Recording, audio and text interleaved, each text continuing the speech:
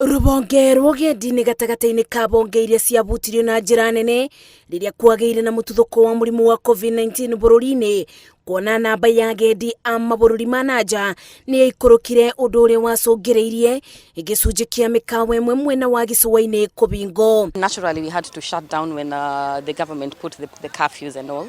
We shut the hotel down, but it was also a good opportunity for us to get into a lot of renovations and refurbishments within the hotel.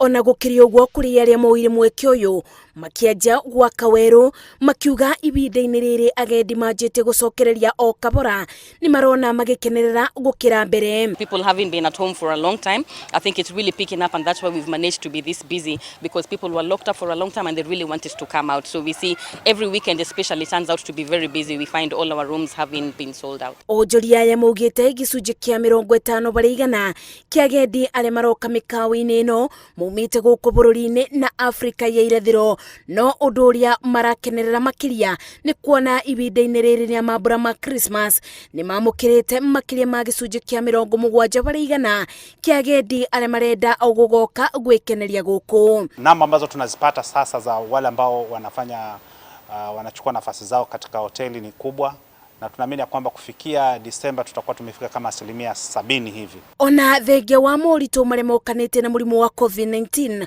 onjoria mĩkawa-inĩ ĩno marĩ na mwĩhoko atĩ maũndũ nĩ megũcokereria na agendi mathiĩ na mbere gũkenerera icukĩro ici iria igucagĩrĩria agendi aingĩ ona kuuma nja wa bũrũri.